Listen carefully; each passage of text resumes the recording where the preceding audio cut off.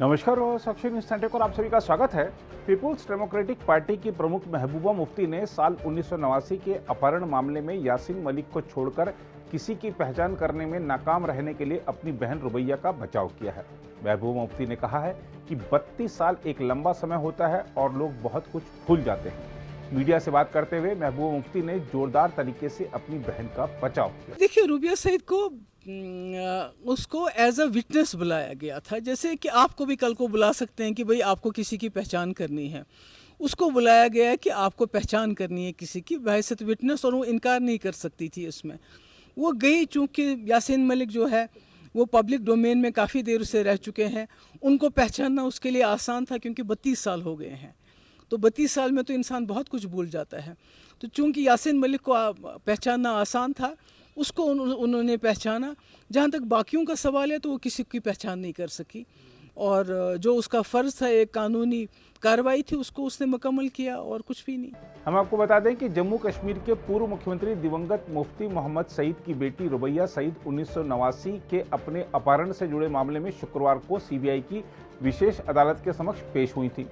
इस दौरान उन्होंने जेकेएलएफ प्रमुख यासीन मलिक की पहचान अपने अपहरणकर्ताओं के रूप में की। यह पहली बार था जब रुबैया को मामले में अदालत में पेश होने के लिए कहा गया था। हम आपको याद दिला दें कि 1989 में अपहरणकर्ताओं ने उन्हें 5 आतंकवादियों की रिहाई के बदले रिहा किया था। सीबीआई ने तमिलनाडु में रहने वाली रुबैया को अभियोजन पक्ष के गवाह के रूप में सूचीबद्ध किया है। 1990 के दशक की शुरुआत में इस मामले की जांच सीबीआई को सौंपी गई थी। रुबैया ने वीडियो कॉन्फ्रेंसिंग के माध्यम से अदालत में मौजूद यासीन मलिक की पहचान अपने एक अपहरणकर्ता के रूप में की। उन्होंने न्यायाधीश से कहा, यही वह व्यक्ति है और इसका नाम यासीन मलिक है। यही वह व्यक्ति है जिसने मुझे धमकी दी थी कि अगर मैंने उसका आदेश मानने से इनकार किया तो वह मुझे मिनी बस से घसीटकर बाहर निकालेगा।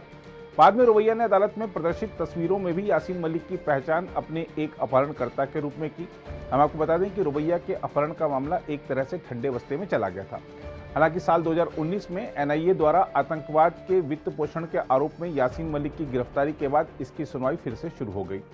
पिछले साल जनवरी में सीबीआई ने विशेष लोक अभियोजक मोनिका कोहली और एसके भट्ट की मदद से रुबैया के अपहरण मामले में यासीन मलिक सहित 10 लोगों के खिलाफ आरोप तय किए थे। उल्लेखनीय है कि रुबैया का अपहरण घाटी के अस्थिर इतिहास की एक प्रमुख घटना माना जाता है। उनकी आज़ादी के बदले जेकेएलएफ के 5 सदस्यों की रिहाई को आतंकी समूहों का मनोबल बढ़ाने वाले कदम के रूप में देखा गया था, जिन्होंने उस समय सिर उठाना शुरू किया था। रुबैया को 8 दिसंबर 1989 को श्रीनगर के लाल डेड अस्पताल के पास से अगवा कर लिया गया था। 13 दिसंबर 1989 को केंद्र की तत्कालीन वीपी सिंह सरकार द्वारा 5 आतंकवादियों को रिहा किए जाने के बाद अपहरणकर्ताओं ने उन्हें रिहा कर दिया था। इस मामले के अन्य आरोपियों में अली मोहम्मद मीर, मोहम्मद जमान मीर, इकबाल अहमद गंदरू, जावेद अहमद मीर, मोहम्मद रफीक पहलू, मंजूर अहमद सोफ़ी, वजाहत बशीर, मेहराज उद्दीन शेख और शौकत अहमद बख्शी शामिल हैं। जांच के दौरान अली मोहम्मद मीर, जबान मीर और इकबाल गंदरू ने एक मजिस्ट्रेट के सामने रुबैया के अपहरण में अपनी भूमिका स्वीकार कर ली थी। इसके अलावा 4 अन्य ने सीबीआई के पुलिस अधीक्षक के सामने इकबालिया बयान दिए थे। पिछले साल जनवरी में अदालत ने कहा था, आरोपियों ने अपना गुनाह कबूल करते हुए अन्य आरोपियों मसलन यासीन मलिक, जावेद अहमद मीर और मेहराज उद्दीन शेख की भूमिकाओं के बारे में भी बताया है, जिसका इस्तेमाल उनके खिलाफ सबूत के रूप में भी किया जा सकता है।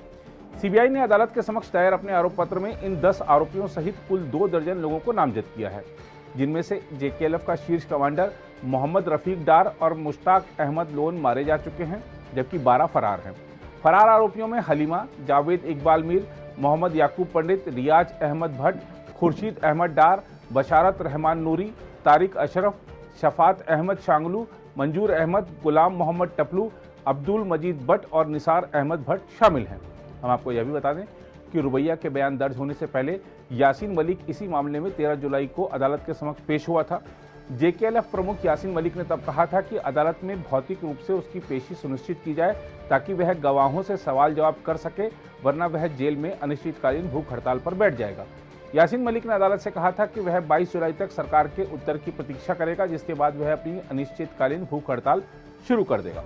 बहरहाल बात महबूबा मुफ्ती की करें तो अपनी बहन के बचाव के बाद उन्होंने केंद्र पर निशाना साधा और कहा कि कश्मीर मुद्दे को सुलझाने और रक्तपात को रोकने के लिए पाकिस्तान तथा संबंधित हितधारकों के साथ बातचीत के अलावा अन्य कोई विकल्प नहीं है। रविवार को पुलवामा में आतंकवादियों द्वारा सीआरपीएफ अधिकारी की हत्या की निंदा करते हुए उन्होंने कहा कि उनकी पार्टी का हमेशा से यही रुख रहा है कि बुलेट और ग्रेनेड से नहीं बल्कि सिर्फ बातचीत से मुद्दे को सुलझाया जा सकता है। 370 से बड़ा मसला है मसला कश्मीर को हल करना। 370 तो एक कदम है उसकी तरफ, मगर मसला कश्मीर को हल करना, 370 को बहाल करना, ये हमारे एजेंडे में है और इसके लिए हम जितना भी हो सकेगा हम इसके लिए जद्दोजहद आखिरी वक्त तक करते रहेंगे। सुप्रीम कोर्ट अपना काम करे। सुप्रीम कोर्ट तो 3 साल से उसको टाइम ही नहीं मिल रहा है केस सुनने के लिए, तो सुप्रीम कोर्ट से हम क्या उम्मीद रख सकते हैं। अगर आप भी लेना चाहते हैं देश दुनिया की तमाम जानकारी तो आज ही सब्सक्राइब करें हमारे चैनल को। साथ ही नीचे दिए बेल आइकन को जरूर दबाएं ताकि हर अपडेट आप तक पहुंच सके।